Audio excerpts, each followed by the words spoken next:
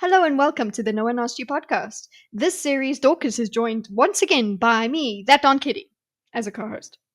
Dorkus and I are sharing our experience reading The Way of Kings for the first time. Each episode will summarize what we've read and discuss our experience along the way. This is Storming the Archives, The Way of Kings, and today we discuss Chapter 42. Chapter 42! Chapter 42. Beggars and Barmaids. Shallan confronts Yasna with her informed opinion of what Yasna did in the alley. She asserts what Yasna did was legal, but immoral. Yasna disagrees, but appreciates that Shallan has made an informed opinion. She assures Shallan that she was trying to do good.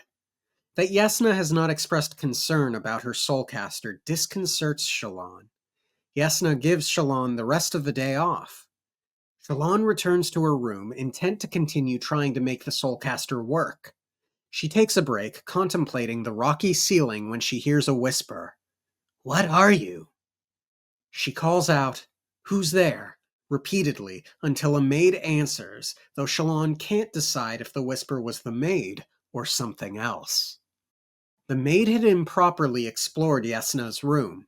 Shallan convinces the maid to go immediately to Yasna and apologize, then takes the opportunity of a mistakenly changed room to investigate the room herself. She quickly scans for clues on how to use the soulcaster, but instead finds the collected works and notes Yasna has been studying. She finds notes on Urithiru and Voidbringers. Shallan wonders if Yasna is so twisted as to truly believe God doesn't exist, but that his mythological enemies do. Kabsal knocks at the door, having heard Shallan had the day free. He brought jam. Kabsal and Shallan enjoy Truthberry jam. The two exchange flirtatious witticisms and discuss her demeanor and her father. Shallan knows that she mustn't string Kabsal along, but Kabsal suggests he might be willing to leave the Ardentia for her. Kabsal says there is a secret to using the Soulcaster, but it seems to be incorrect information considering Shallan already tried the secret. Kabsal admits he had intended to get Shallan to steal the Soulcaster, that he'd been forbidden to do so. He explains the repercussions of stealing the Soulcaster would be severe. War and starvation could follow, things Shallan had not considered. The two part ways. Shallan receives a letter from the boat captain and his wife saying they got her letter and would arrive in Carbronth in a week's time to collect her. Shallan commits to leaving at that time, then chooses to spend the rest of her free day studying with Yasna. Like a high storm, regular in their coming, yet always unexpected. The word desolation is used twice in reference to their appearances. See pages 57, 59, and 64 of Tales by Hearthlight. Their appearance? Are we talking about their appearance of Voidbringers, or... Well, I guess Desolations and Voidbringers happen at the same time. That they're part of each other. Yes. Go on. No, just this there. I'm like, what are we talking about there? There being Voidbringers, I suppose. We can only assume. Yeah, we can only assume. She's suggesting that there is likely a connection between the two. Perhaps that Voidbringers come with the desolation, or that they hearken it, or something. They're part of it. Because it seems like they would bring it. They would bring desolation, considering what they sound like. Yeah. So Shallan, I think, finally makes the big point that I would want her to make to Yasna regarding Yasna's decision in the alleyway, and that's her conclusion that because she intended to kill those men, she did an immoral act. And while it may be legal, I guess vigilantism is legal in Carbronth, because that's what this was. While it may be legal, it was immoral because she went looking to kill people. And I'm inclined to agree. I also want to take this opportunity. This seems like a good opportunity for me to clarify, because I believe the Alley episode aired recently, and there was some really, really wonderful and well thought out comments on that video. And it seems that there was a point that I didn't make as clear as I would have liked to. Mhm. I my bringing up the possibility that the men were starving or had different motives than outright murder was more to highlight our lack of knowledge with regard to whether or not Yasna did any sort of preliminary investigation.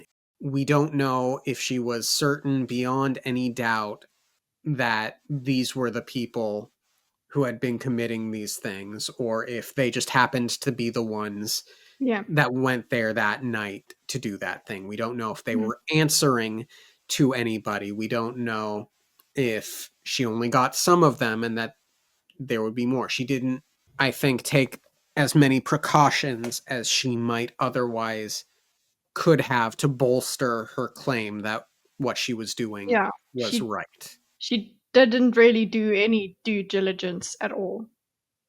Yeah. She was just like, "Oh, I know that this is happening, and then I'll this alleyway, and therefore these are the guys." Yeah. And I got the sense in that earlier chapter that there was perhaps some coordination between letting this thing happen and anti-Teravangian folks higher up. So Mhm. perhaps if Yasna had taken the time to keep one alive and do a little bit more investigation, she could have helped the situation or helped Teravangian in a deeper and more meaningful way on top of what it was that she did. So Mm. just some added elements. And I do think the book takes the position that those were the men that were doing the thing. So I Yeah. don't deny that element of it. Mhm. I think they were bad. I think they were the killers she was after, all of that stuff. I think that's what the book wants us to believe. I Mhm. just wish that Yasna had been a little bit more Batman in about it before jumping to action, so to speak. Yeah, it comes off as pretty righteous and power play, not power play, like yeah, just an abuse of power kind of thing. That's what it comes off as. Yeah, and she says in that chapter that she had been thinking about it for a while, but the decision to do it felt a bit like it was on a whim. At Yeah, she least, just felt like doing this and yeah, showing something to because of show Shalon. on. You know, Yeah. she's like, oh, let me use this as a lesson. Why not? It did seem quite impulsive. Yeah, that's a great word for it. It felt impulsive at the time, Mm, which I think is where a big part of my concern lies. mm, But yeah, if folks listening have the opportunity to go back to that chapisode and look at some of the comments, there really were some wonderful opinions on it down there worth looking at.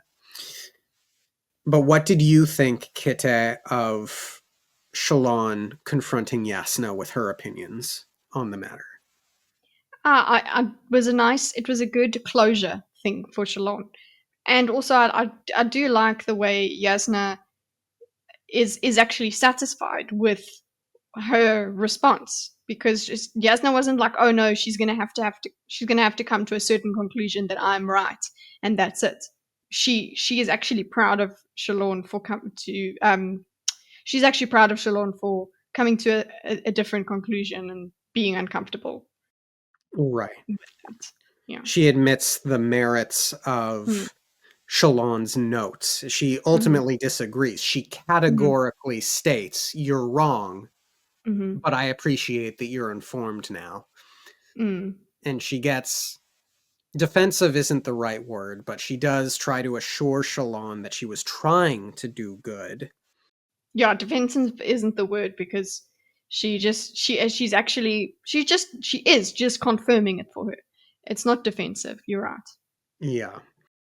Now, I will say that this philosophical conundrum between the two does present an opportunity for Shalon, one that she doesn't take, but I personally think she should. Although the nature of deceit for Shalon is slightly different. I think she has it in her to be a deceitful person, but Mm-hmm. she's not, I think, necessarily a practiced liar. But she could easily use this as an excuse to leave Yasna without arousing suspicion over the Soulcaster. She could easily say, I think what you did was immoral. I'm not comfortable being around you anymore, and I'm going home now. Yeah, And she considers it. Yeah.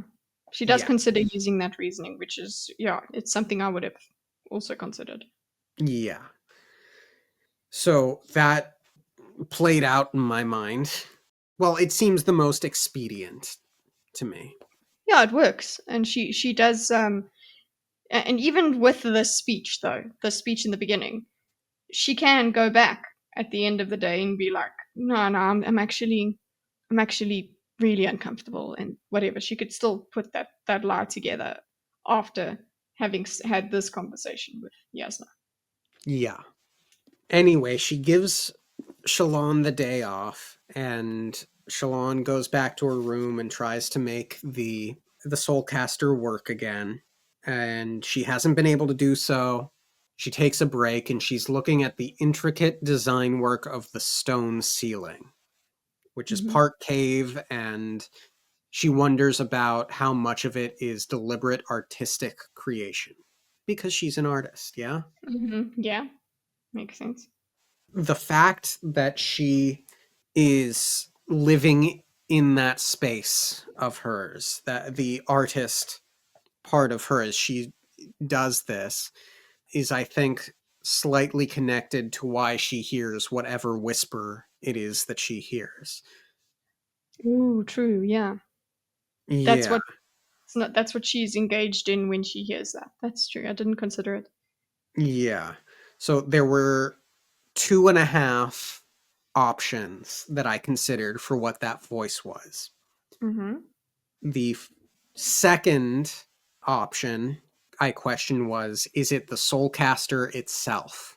Maybe the Soulcaster is some sort of AI tech and you have Hmm. to attune to it in order to use it. Something like that was a thought. Hmm. The other thought I had was, is it a creation spren? And I wondered if she's going to have a similar fey creature like Syl, Mm. but instead of a wind spren, it's a creation spren. What do you think? Ah, that's cool. I didn't think of that, of who it was. I went immediately to the things in her drawing. That it's that. Hmm. That's where I was with it. But it makes sense that why not? Why not just a brain? I the geometry men did pass through my mind as well, but those guys seem so sinister to me, Hmm. and I don't know if it's just my own tone that Hmm. I put onto the question, but I thought that there was something a little bit more curious in the question than sinister. But Yeah, as you say that, I suppose there's something that, with the right intonation could be yeah. sinister and analytical. What are you? That's what I read it as. How I read it, it was that's the immediate place I went. It was not like a curious soul. What are you? It was more like a what are kind of thing. Yeah. And that, oh gosh, because I didn't even listen to the audiobook for this chapter, so I don't know what the canon sound delivery of Mm. that line is supposed to be. Does build such an interesting commentary on what the individual brings to the reading. Oh wait, I did. Yeah, I did listen to the first time I went through it because I've read it and listened. And I think yeah, the first time I experienced it was through listening, and yeah, it was like it wasn't a curious voice or anything like that. It was a yeah a sinister voice. That's how it was read. Yeah. So obviously we're both in agreement that what she heard was not the maid. Yeah. No, but I love the way she explains it away. She's like, no, there's just a jumble of sounds that just her brain interprets it to sound that way. That's it. Yeah. It's rational. If you Mm, started hearing voices, you would rationalize it too, I'm mm, sure, at first. yeah. She does that nice bit of trickery there, which was clever, Hmm. wily, I think, on Shalon's part. Yeah? Yeah, we know that she is. Yep. She goes into Yasna's room, and we get confirmation that we've been reading Yasna's notes. Yeah, like literally parts repeated, all of that. So we knew it, but nice to have confirmation. Yep. And Shalon, again, has that sort of arrogant response as she's going through it. Something to the effect of she can't be so arrogant as to think that God can't exist, but his mythological enemies do. Hmm. I thought it was a great line, and it's very Shalon to think that. Before I get into it, what did you make of it? Yeah, I thought it was quite interesting from a faith point of view. What happens if you just, if okay, you don't believe in God, then you shouldn't believe in the devil either. But I suppose you don't have to believe that these are devils. They are are the opponents of God, or that sort of thing. You could still believe in this weird supernatural enemy. You don't have to necessarily believe they're from the origin of all things or something like that. Like it she is being a bit simple. She's looking at it a bit reductively, I think. Yeah. I mean, on one hand, the Voidbringers, I don't see any reason to think that they weren't necessarily as any less existent than, say, the Heralds. Yeah. Presumably, the Heralds aren't the same as the Almighty. I think the Almighty feels like he's a step above the Heralds. Yeah, exactly. And I mean, this is a world with Spren in it. Like, for you and me, having something like a Spren would be proof of God or something, right? Would be proof of the spirits. But Yeah, that is not the same thing. So this either or that Shalon puts onto it doesn't make sense. yeah, Well, it makes sense to her, obviously. yeah. Now, obviously, we know that Yasna is concerned with the Parshmen and the Mhm. Parshendi. I think I suspect she's concerned about a coming desolation. I don't Mhm. think it's unreasonable to presume that she takes the Tindwyl approach of Yes. clearly these religious stories are identifying some sort of recurring behavior, a weather event or something like that, and we need to prepare for it. The scientific approach. Mm. But also, Shalon, consider that mythology and stories are important. Maybe she's just an anthropologist. What? Maybe Yasna is an anthropologist? Yeah. Yeah. Shalon, have you considered anthropology as an interesting field of study? Oh well, she kind of gets over herself anyway and goes, oh, she wants to continue studying later on. So maybe she'll think back and say, oh yeah, I was a bit rash with my assumptions there. Yeah. And then Cabsol comes and interrupts her. And my big thought here is, how did Cabsol know? Yes. How did he know? How did he show up right after the maid left? Mm-hmm. Who did she tell? Be it the maid or who did Shalon? Because it sounded like she went fairly quickly back to practice the Soulcaster stuff. So Yeah. you're Cabsol's clearly keeping tabs on her, yeah? Yes. And maybe that maid is the one that's keeping the tabs on her. Mm-hmm. I mean, I Also, heard you had the day off, and that's normal, apparently. yep. Also, is the maid is suspect as well, yeah? She was Yes. going through Yasna's room. Yes, it's absolutely. I'm like, hello. She's not just extra good at her job or whatever. Like you're dismissing her very quickly. Also, probably because it'll help you, Shalon, Mm-hmm. to dismiss her. It's really convenient for her to be like, nah, she's just being a maid. So it's like, hey, that means I can look at Yasna's notes. It's like, well, then what? Who is this maid reporting to? Are they reporting to Capsule? Mm-hmm. I don't Hmm. know. I don't trust it. I don't You trust don't either trust of them, but I really don't trust Capsol. it. Hmm. He gives her truthberry jam, and he talks about the lore behind truthberry jam and basically how it lowers inhibitions, so to Hmm. speak.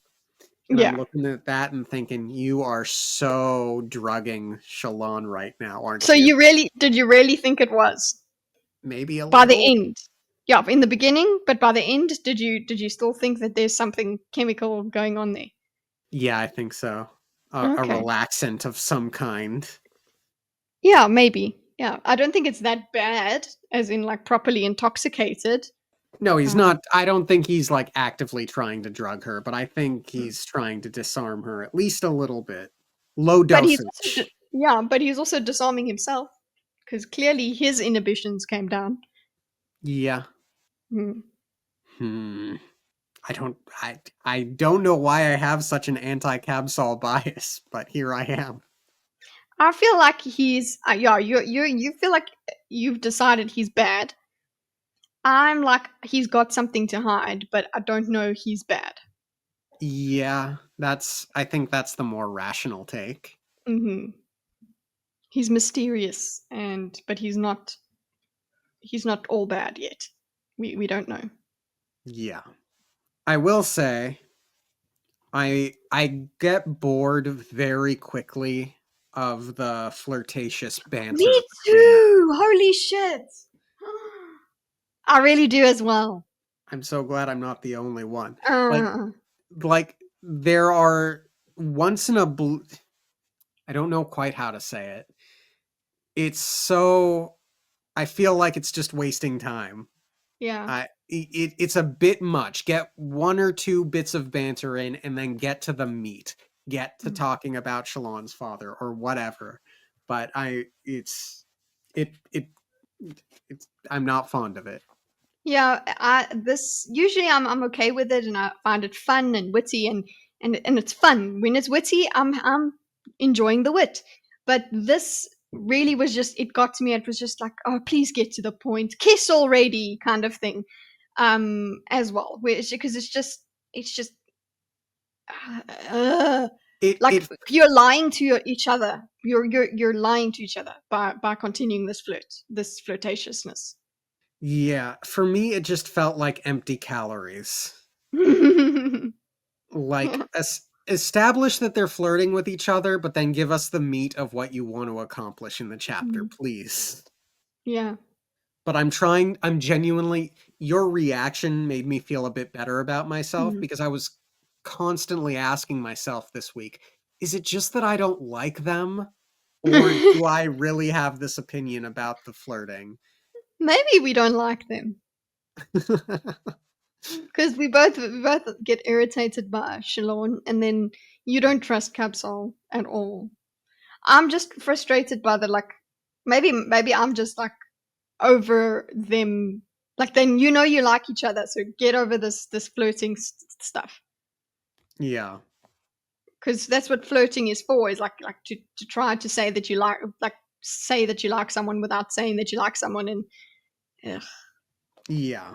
And I will say I think Sanderson likes I feel like he's just having a bit too much fun writing the witty banter.